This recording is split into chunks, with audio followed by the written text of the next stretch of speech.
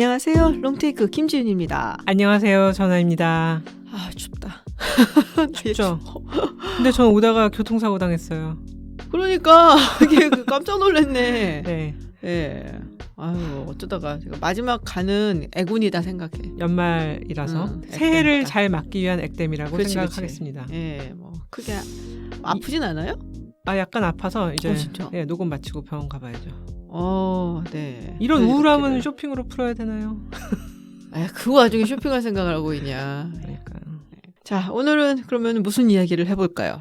왜냐하면 제가 운전하고 오면서 핸드폰을 뭘로 바꿀까? 골똘히 생각하고 운전을 하고 있었거든요. 아 진짜? 네, 얼마 전 폰이 고장났어. 근데 잠깐만 이게 너의 과실은 아니지? 아 100% 상대방의 과실입니다. 100% 졸음운전을 과실. 하셨다 그래요. 그래서 구독자, 청취자 여러분들도 이제 교통 도로에서 조심하시기 바랍니다. 네. 저는 잘못을 안 해도 상대방이 잘못을 하는 사람이 있을 수 있으니까요. 그렇죠. 네. 상대방이 졸음운전을 해서 멀쩡히 서 있는 전우나님의 차를 박았대요. 네, 그래갖고 지금 끝나자마자 차도 맡기고 또 병원도 갈 예정입니다. 네. 근데 핸드폰을 바꾼다고? 네, 핸드폰이 고장이 났어요. 고장이 났어요? 네, GPS 칩이 고장이 나서 그 수리비가 굉장히 많이 나온다 그러더라고요. 그래서 수리비를 지불하고 하느니 새로 하나 사자. 그리고 제가 이제 10년 넘게 아시지만 갤럭시를 써왔잖아요. 그러니까. 요즘 학교에서 애들 가르치다 보니까 학생들은 다 아이폰이지. 쓰는 걸 보니 저도 왜 쓰나 궁금하기도 하고 그래서 이제 나도 한번 써볼까? 아이폰으로? 네, 근데 제가 또 출신이 있다 보니 그렇지. 사람들이 네, S전자 출신이죠.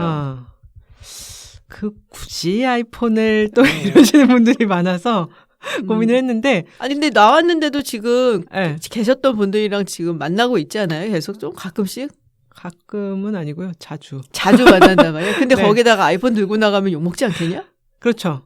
그래서 어떻게 할까? 그랬더니 후배 하나가 아이폰 샀다가 정 껄끄럽고 손가락질을 받으면 손가락질 중고로 내다 파시면 돼요. 이러는 거야. 애플은 이제 중고 가격이 별로 안 떨어져서 그래요? 이제 크게 손해 보지 않고 팔 수 있다 그러더라고요. 그래서 역시 당근의 길이 있다. 그렇구나. 그래서 오늘은 중고 얘기를 한번 해볼까요? 중고 얘기. 지윤님은 중고 좀 하세요? 중고 매매? 안 해요. 전화기는 특히 안 해요. 아 그래요? 네, 저는 아이폰 4부터 썼거든요. 근데 우리 집에 아이폰 4부터 다 있어. 와. 그동안 그게. 근데 내다 팔면은 꽤 돈을 받는데 굳이 갖고 있을 필요가 있나요? 원래 이제 중고 거래를 안 하는데 특히 폰 같은 경우는 뭐 제가 뭐 대단히 뭐가 많은 사람은 아니지만 좀 찝찝해요. 아 정보가 나갈까봐. 네, 그래서 그런 걱정은 되죠. 차곡차곡 집에 이제 서랍에다가 모셔두고 있고 일단은 이 중고 거래를 한다는 게 누구하고 가격 내고를 해야 되고. 그렇지. 내가 나서서 해야지. 그렇죠. 그리고 상대방이 있는 거잖아요. 이제 팔면은 사는 사람이 있고 혹은 내가 사면은 파는 사람이 있고 그렇게 누군가 만나갖고 뭘 한다라는 게 피곤해. 그렇긴 해요. 네. 그래서 그 사람 만나서 물건을 주고 받고 이런 것도 부담스럽고 제가 또 내고 못해요. 내가 태어난 김에 세계 일주를 보면서 기안84님이 인도에서 바가지 쓰는 거 보고 딱 난데 저거 그 생각 진짜 많이 했어.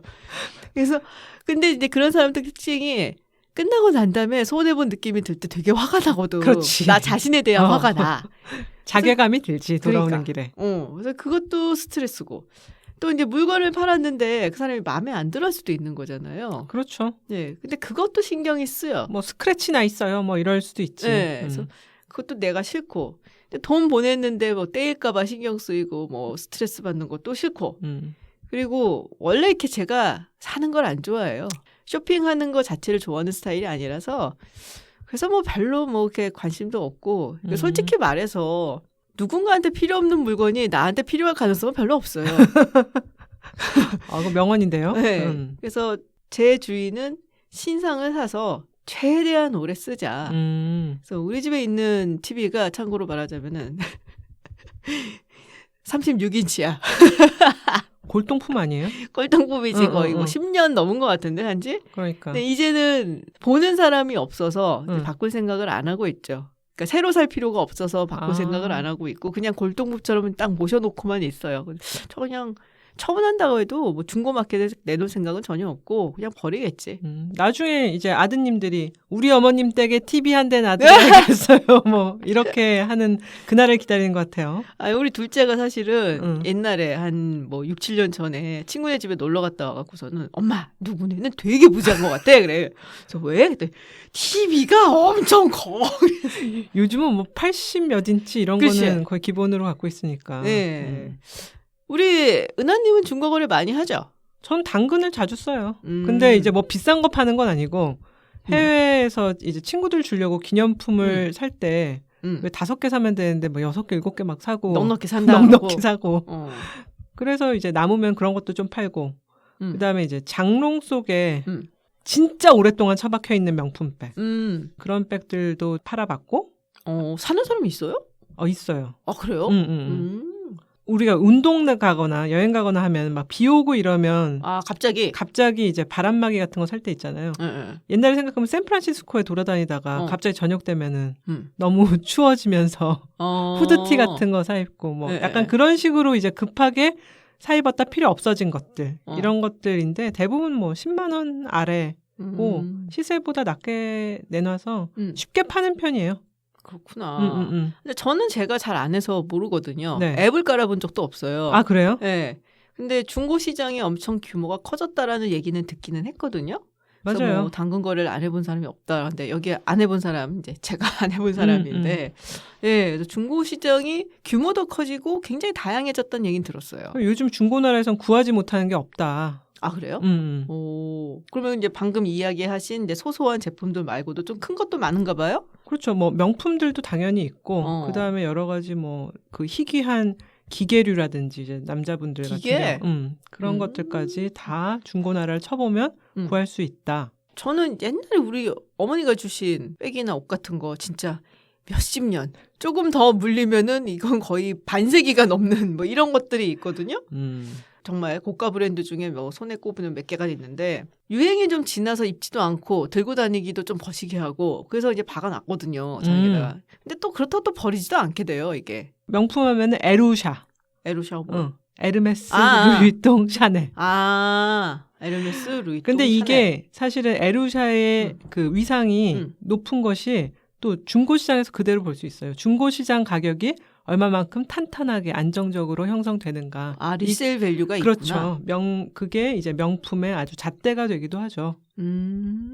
그러면은 에루샤는 잘 팔리는 거예요? 좋은 가격에? 그렇죠. 그게 사실 이제 MZ세대, 네네. 젠지에게 명품이라는 게 지훈 어머님처럼 이제 오랫동안 간직하고 네네. 또 이제 자자손손 물려주고 이런 게 아니라 사서 석 달 쓰고 질리면은 중고에 팔고 또 새로운 걸 사고 어떤 인스타에 일단 찍어서 올린 후에 팔고 비싼 돈 받고 그런 식의 사이클을 가지는 게 요즘의 명품 시장이기 때문에 중고 시장에서 얼마만큼 잔존 가치가 유지되는가 이게 굉장히 큰 관건이죠.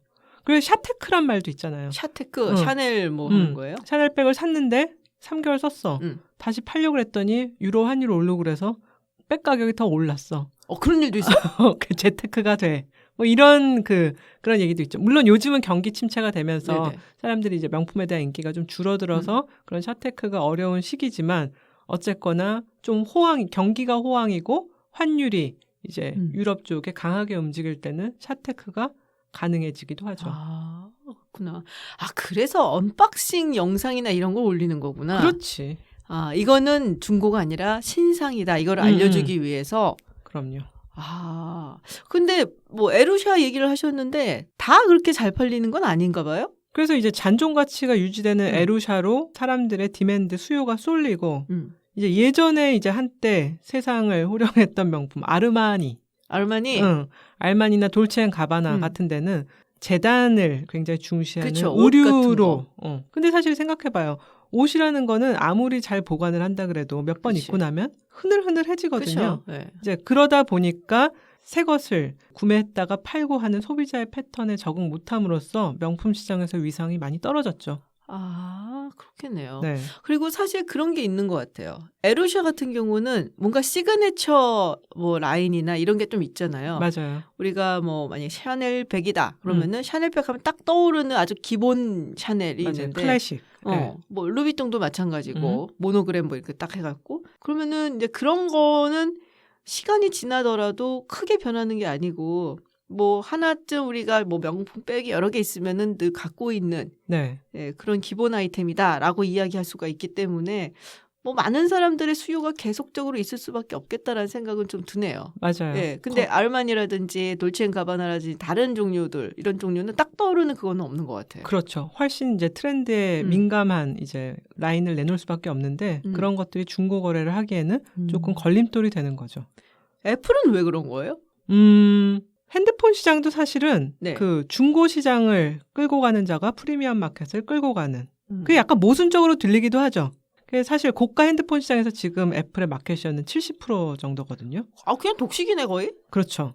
애플폰을 쓰고 1년 뒤에 팔아도 어느 정도의 중고가를 받을 수 있기 때문에 그 믿음으로 150만 원이 넘는 폰을 덥석 사게 되는 거죠. 삼성은 어때요? 삼성은 이제 핸드폰 전체 마켓시어에서는 1등이잖아요. 세계 1위.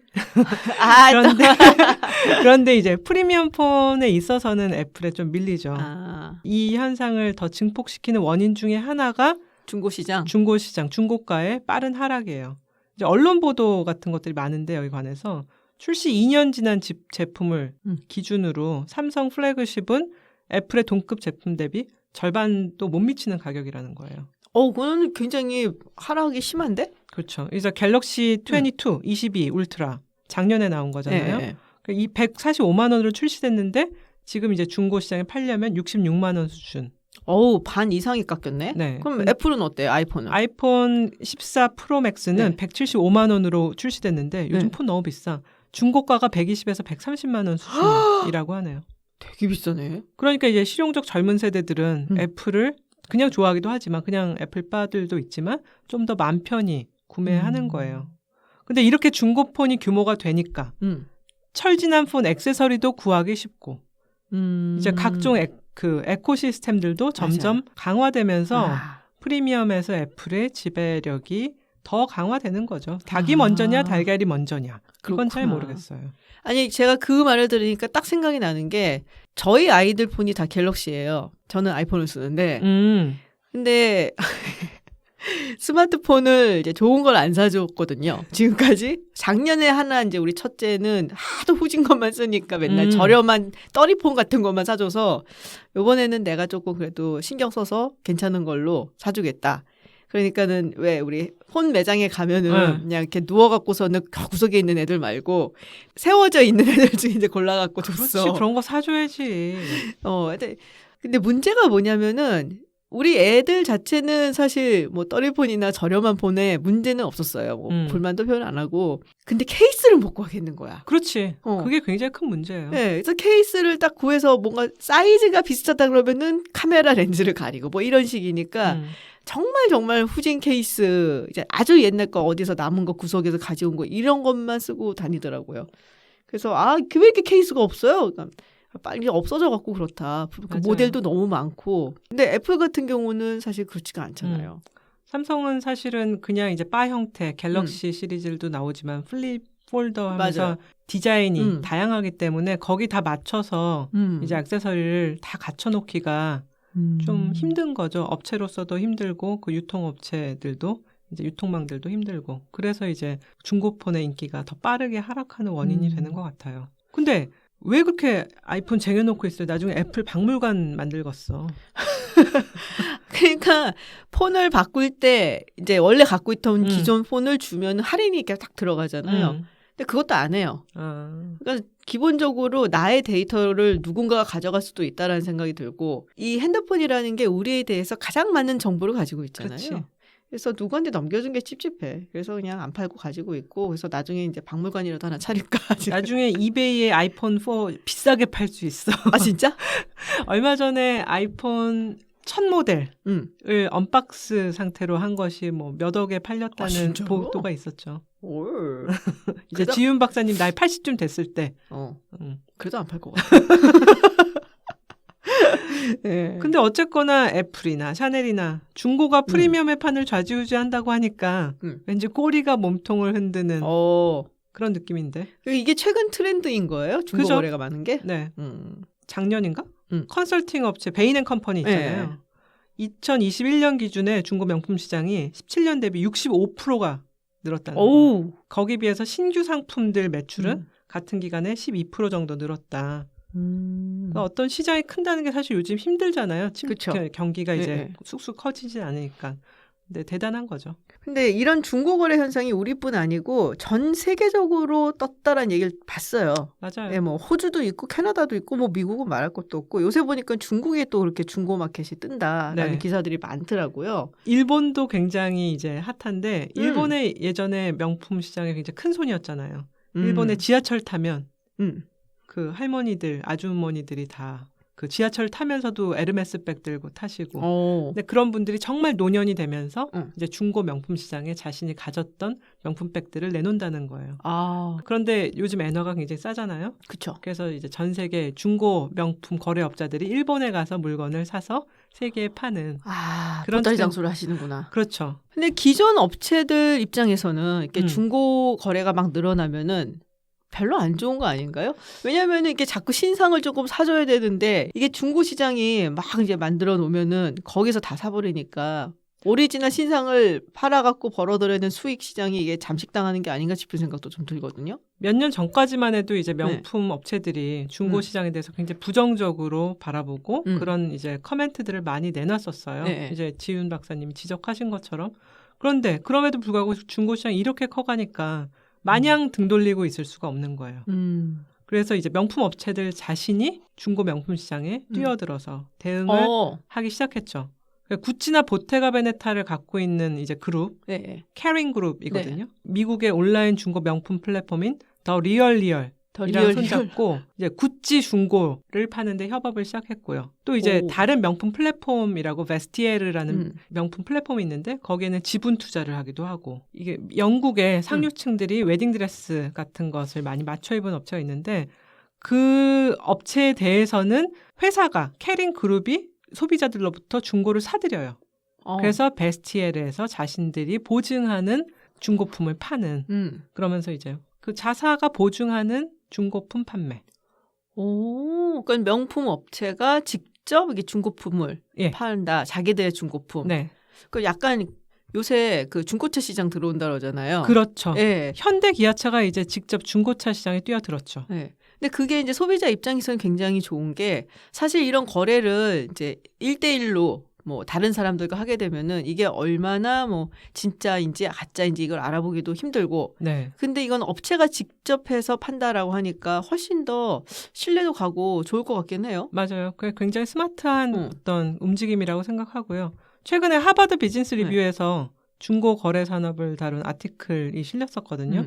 그래서 관심 있게 봤는데 젠지 소비자들의 성향 굉장히 합리적이고 또 환경 친화적이고 이런 부분을 이제 봤는데 명품 업체들 자신이 나서서 거래를 활성화함으로 해서 소비자들한테 신뢰를 얻을 수 있다. 시장에서 그 판매 제품에 대해서 신뢰를 얻을 수도 있고 또 환경 친화적이라는 브랜드 이미지를 강화할 수도 있다. 환경 친화적이다라는 건 그냥 갖다 붙인 것 같고 내 생각에.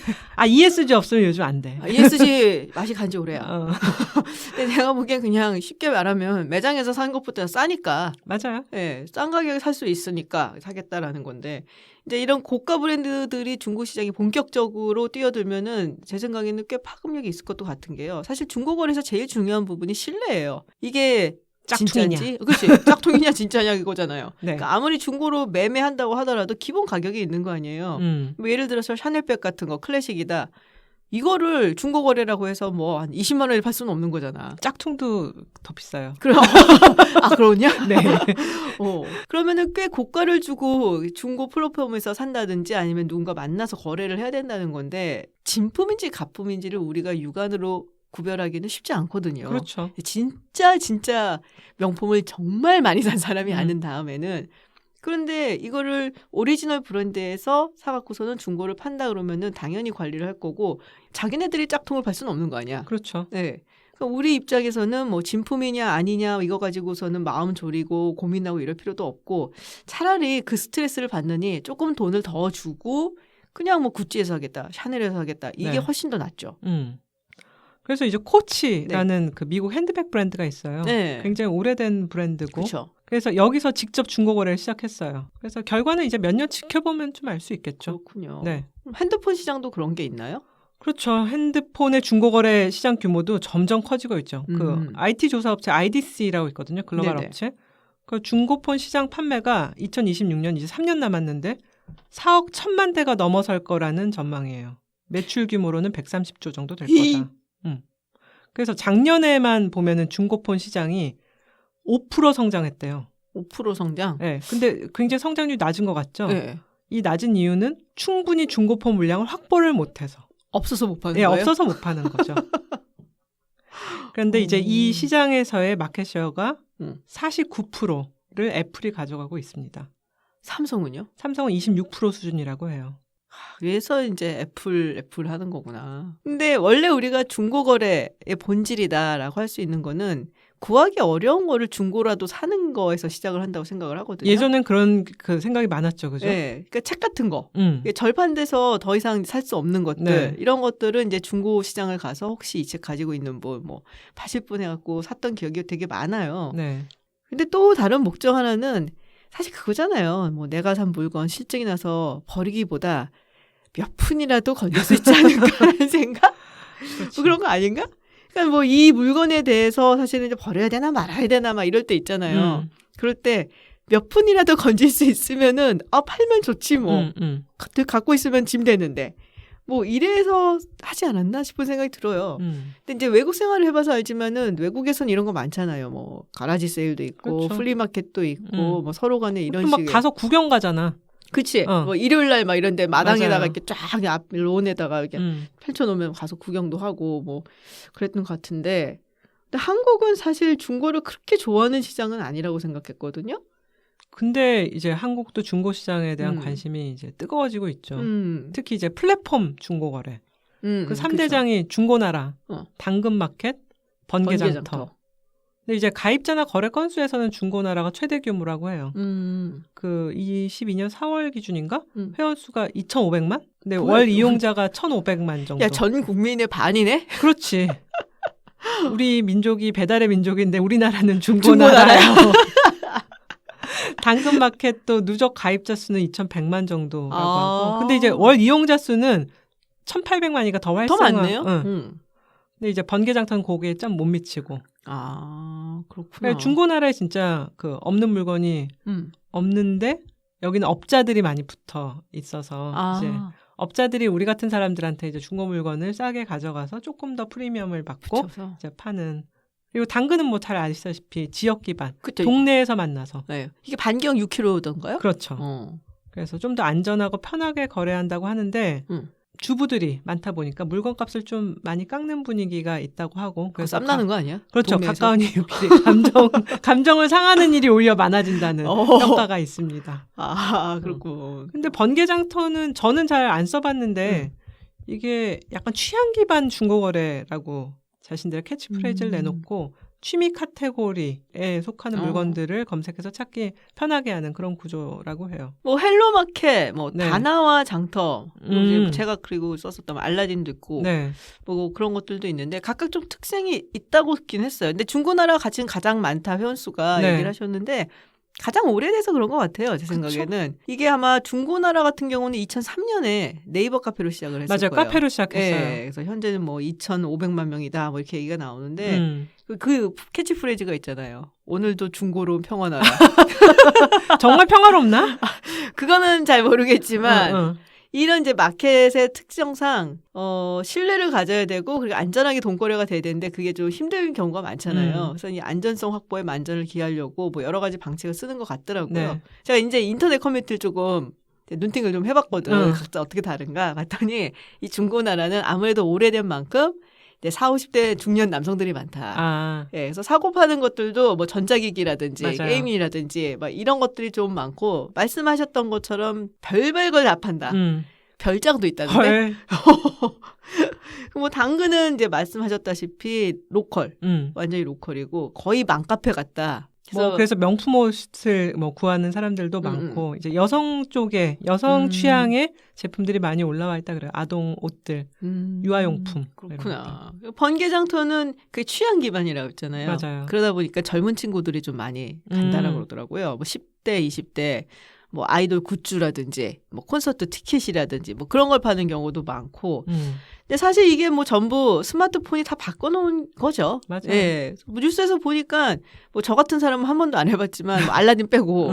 근데 중고거래를 이용해봤냐라고 물었을 때 60%가 이용을 해봤다. 그러니까 중고나라라니까. 중고나라야. 근데 이 중에서 가장 많이 이용한 연령대가 30대, 71%로 가장 많고, 네. 그 다음에 20대, 40대가 이제 65%, 64%고, 네, 확실히 이제 50대 이상이 좀 낮습니다. 네, 50%. 거기 들어가는 거지. 내가 나이를 먹어서 그런 건가. 근데 이렇게 활발하게 거래는 되는데 플랫폼들이 돈을 벌지는 못하고 있어요. 돈을 못 벌면 그걸 왜 해요? 그래서 이제 하나금융연구소에서 중고거래시장, 국내 이제 중고거래시장 규모가 2020년에 20조 원 규모를 넘어섰다. 그다음에 당근마켓 거래 연결 건수가 1억 6천만 건 이상이다. 와. 라고 했는데 이게 수수료를 붙이고 뭐 이런 모델이 아니잖아. 당근은 수수료가 안 붙죠. 네. 그냥 이제 연결을 해주는 거니까 지역 광고라고 해서 광고를 띄우거나 요즘은 이제 그 유사한 제품들을 그냥 이제 온라인 업체에서 또 이제 추가로 검색하게 해주는 그런 검색 서비스를 연결시켜 놨는데 작년에 영업 적자가 565억. 아이고. 21년에는 352억. 오히려 더 이제 늘어났네? 더 늘어난 거죠. 물론 쿠팡 같은 경우도 보면 막 수년 동안 계획된 적자라고 하다가 최근 1년은 흑자로 돌아섰잖아요. 네. 쿠팡은 유통마진을 붙이고 그렇지. 그다음에 이제 배달 수수료가 있고 이런 수익 모델이 있는데 당근은 이제 광고라는 것이 얼마만큼 수익성을 줄 것인가 의문스러운 상황이죠. 2015년에 출발을 했는데 단 한 번도 흑자를 경험해 본 적이 없다고. 그런데 이렇게 당근하고 있으니까 그것도 좀 신기한 것도 같고. 자, 그러니까 뭐 어떻게 보면 이용자가 많아지고 있는데 손해는 계속 더 불어나고 있는 그런 상황이 되고 있고. 네. 최근에 그 얘기는 들었어요. 제주도에서 당근마켓이 일반 중고 거래 이용자한테 광고 서비스를 할 수 있도록 준다는 거예요. 그러니까 제주도에서는 만약에 3만 원 이상의 판매글을 올릴 때는 네. 이 일반 이용자를 대상으로 해서 3,000원의 비용을 받고 24시간 광고할 수 있게 해준다. 이 점점 수수료 모델로 변화하고 있다고도 보여지네요. 그러니까 안 한다고 그랬었는데 결국은 못 버티고 수수료 모델로 가고 있는 거 아니에요. 그렇죠. 지금. 사실은 이 당근이 대단한 포텐셜이 있기는 한 게 데이터잖아요. 맞아요. 지역 단위로 이제 사람들의 정보가 쌓여 있으니까요. 그치. 그다음 사람들이 어떤 것을 올리느냐 이런 데 따라서 사람들의 성향 파악도 되고 사실 AI가 붙고 한다면 마치 페이스북이 저희 취향을 알아서 취향 타겟 광고를 하는 것처럼 그런 유사한 서비스를 할 수도 있는 거죠. 네. 그리고 저 같은 이제 정치학자 입장에서 봤을 때는 이건 정말 탐나는 데이터거든요. 그러네요. 구마다 동마다 돼 있는 거 아니에요, 데이터가. 아주 그냥 굉장히 이제 세밀하고 구체적으로 데이터가 쌓여져 있는 것이기 때문에 이거는 선거할 때 노다지야. 잭팟. 명품 거래를 많이 하는 사람들은 보수적인가요? 뭐 이런. 뭐 그런 것도 있을 수 있고 이 지역하고 그리고 이제 데이터 기본의 하드 데이터하고 맞춰갖고서는 어떤 정치적인 성향을 하는지 투표 행태가 어땠었는지 뭐 이런 것들을 다 맞춰서 결국 이제 빅데이터식으로 해갖고 분석을 할 수가 있거든요. 한국의 케임브리지 애널리티카가 그치. 나오는 방금 거네요. 얘기하려고 그랬어. 케임브리지 애널리티카가 하는 게 그거잖아. 네. 그랬다가 걸렸지만. 그래서 이거는 어마어마한 사실 비즈니스를 할 수 있긴 한데 이제 데이터를 그렇게 사용하면 안 되니까는 이제 못하고 있긴 거겠죠. 네. 그래서 궁금해요. 당근이 어떻게 비즈니스 모델을 만들어 나갈지. 은하님은 중고거래 많이 하잖아요. 그쵸. 내가 물어보고 싶은 게 거래 경험이 다 좋지는 않았을 거 아니야. 아유, 뭐 좋기는. 진상들 많이 만나봤어? 그럼요. 중고거래를 두렵게 하는 그 하나가 진상을 또 만나지 않을까. 저도 몇 번의 황당한 경험이 있죠. 네. 이제 뭐 산다고 해놓고 이제 잠수 타고 연락 끊고 시간 어기고 이런 건 애교. 아 진짜? 황당한 경우는 자 물건을 5만 원에 거래하기로 합의를 했는데 나타나셨어. 내 손에 3만 원을 꼭 쥐어주시고. 아 진짜? 그냥 이것만 받아. 그러고 가는 거야? 그런 할머니가 계셨어요. 아 진짜? 그럼 뭐 어떻게 뭐 쫓아가서 2만 원 더 내놓으세요 이러기도 아, 도망간 거야 그러고? 그럼 휙 돌아서 가시는 거지. 근데 얼마 전에는 내가 한 10년 입고 그 내놓은 코트가 있었거든요. M사 코트? 네. 그걸 사간 가격에 2배도 넘는 가격에 또 올려놓으신 진짜? 분을 문득 발견하고. 그거 신고해야 되는 거 아니야 그런 건? 아니 왜냐면은 모르고 그걸 사는 분은 그렇죠. 저는 10년 넘게 입었다고 해서 팔았는데 그분은 그런 부분을 정보를 다 빼고 M사 코트라는 것을 강조하여 이제 2배 넘게 가격도. 네. 중고 거래가 쉽지 않아요. 근데 사실 최근에 뭐 몇 년 동안 중고 거래가 늘었다고 하지만 올해 뭐 보면은 좀 줄어들고 있다는 기사도 있어요. 맞아요. 네. 왜냐면 물건을 새로 사야 또 중고에 내놓는데 물건을 새로 사질 않으니까 중고에 내놓을 물건 자체도 줄어들고. 아, 그렇구나. 네. 그러니까 이게 경기 침체가 오니까 신상 마켓뿐만이 아니라 중고 마켓에도 영향을 미치고 있다. 그렇죠. 근데 사실 뭐 코로나 끝나면 보복 소비가 어마어마할 거다. 기다려, 딱 떼고 기다려 막 이랬었는데 네. 생각보다 그런 것 같진 않더라고요. 여행을 가시는 분들은 굉장히 많은데 네. 오히려 막 오픈런하고 막 이런 건 줄어들었잖아요. 맞아요.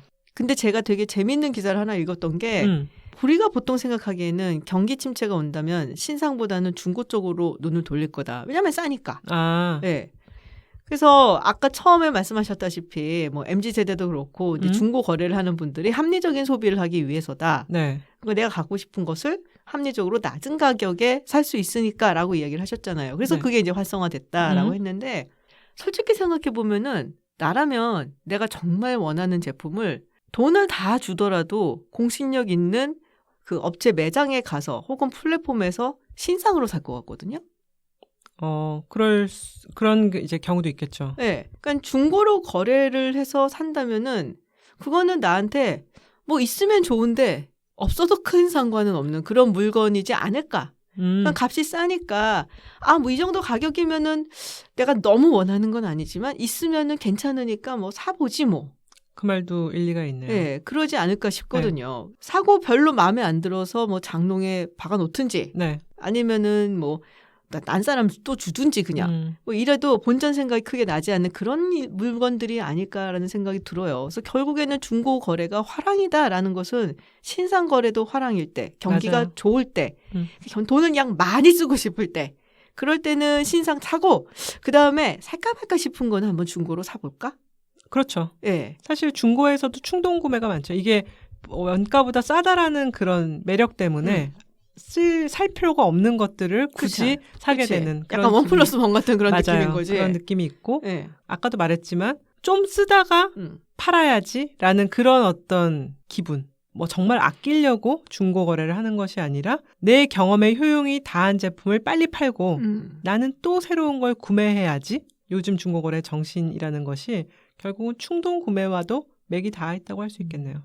이건 내 생각이지만 그것도 있는 것 같아. 뭐 코로나 때 심심하잖아. 네. 근데 약간 소소한 행복이 아니었을까. 그냥 이제 물건 갖고 있는데 나한테 별 필요 없는데 이거 한번 팔리나? 올려볼까? 그래서 딱 팔려 그러면은 돈 벌었어. 막 약간 얼마 안 되지만 뿌듯함 있잖아. 내가 뭔가를 했어. 여기서 막. 그렇지. 그것도 좀 있지 않을까? 근데 그것도 여러 번 하다 보면은 기쁨도 희미해지고 진상도 만나고 그러면서 이제 시들해지지 않나라는 생각도 좀 들긴 해요. 예전에 사실 벼룩시장 가서 뭐 사는 것도 그런 기분이 좀 있었지. 그치. 정말 쓸데없는 거. 네, 별 필요는 없어. 정말 손때 묻었는데 진기 명기 진품 명품에 가까운 제품들 나오는 경우가 그치. 근데 이게 많았어요. 뭐 한 5불밖에 안 해. 그러니까 5불 뭐 쓰지 뭐 기분 그렇지. 좋게. 뭐 약간. 영국에 가서 포르토벨로 이런 데 가면은 뭐 입 빠진 도자기 척키 같이 생긴 그걸 왜 사냐? 저 누가 사나 하면서 또 하나 들고 나오고. 그래서 해외에서 뭐 가라지 세일 같은 데 가면 정말 쓸데없는 그릇 같은 거 좀 사고 뭐 TV 팔면 뭐 TV도 한번 바꿔볼까 뭐 하고 저는 좀 해봤습니다. 저는 안 했어요. 저는 원래 기본적으로 쇼핑을 안 좋아하는 사람이에요.